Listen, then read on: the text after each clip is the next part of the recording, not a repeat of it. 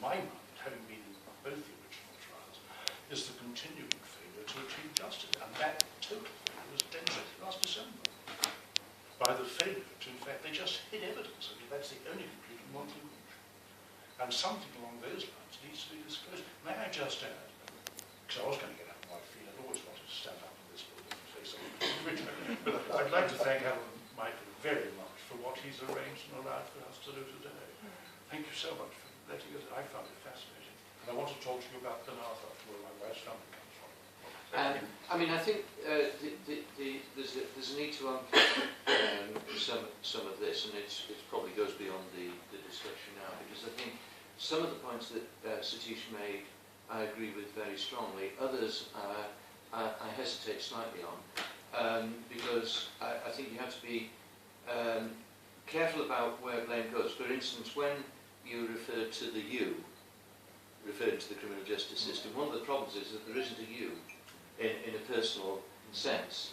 We're talking about institutions, we're talking, and this was very much one of the things that came out of the Justice Reinvestment Report, by the way, was the fact you've got different bits of the criminal justice system with different objectives. One of the things I very much wanted to get into the Sentencing Council when it was set up 2 years ago was membership and requirements on it to look at what's effective in terms of sentences, rather than having other criteria as being having greater weight. I think as well the issue of what sort of inquiry. Basically, I think you're right, Satish, in the sense that people know that there's a legal basis for a public inquiry, and therefore that's what you ask for.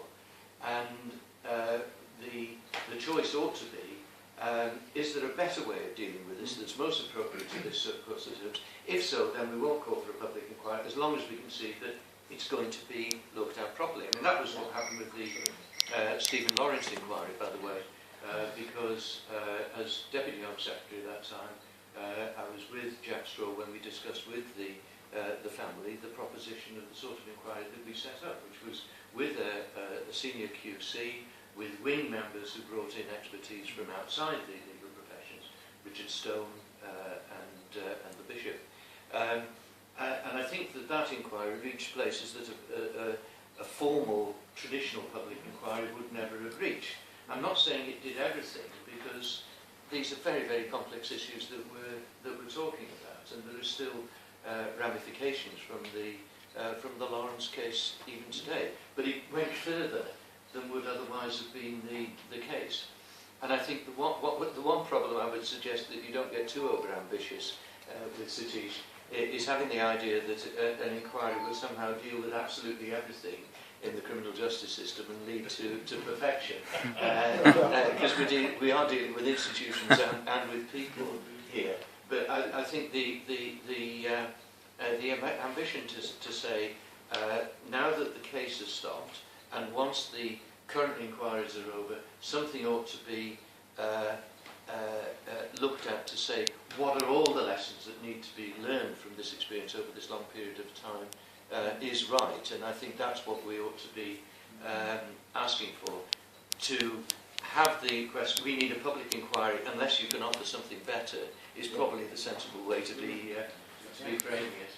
Could I just say something? I'm so Sure. I came into this case quite late. I've covered numerous public inquiries.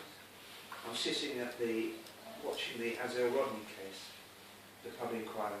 Isn't the main issue, and forgive me about this, that the public's idea that they can hold the police to account?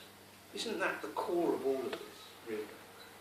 That these public inquiries, or however you want to describe them, be they the Macpherson inquiry or this the Azelle Rodney inquiry, are all about trying, they say, to get to the truth, but it's also enabling the public to hold the police to account, which in this case, for 20 years, there's been a failure to do. I think it's slightly more complicated than that, in the sense that it's not just the police, it's the Crown Prosecution Service and so on. And well, you can spread that out. Yeah, but one of the problems with the institutions is however many public institutions you want. But that's the issue. The issue is the inability, the perception of the inability of the public to be able to hold the police and those and others in the criminal justice system, but essentially we have, in 2 weeks' time, we have a disciplinary hearing, a unique disciplinary hearing into a police officer for assaulting someone who later died at the G20 Tomlinson. A rather remarkable idea that for some reason they've decided to hold it in public, for whatever reason, but simply they have decided. And yet, for example, as a minor example, but still, on the same thing, all disciplinary hearings and judgments in disciplinary hearings for police are not published.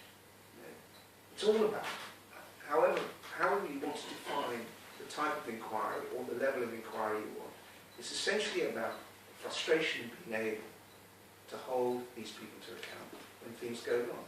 That's the fundamental problem with this, as a lot of the other cases.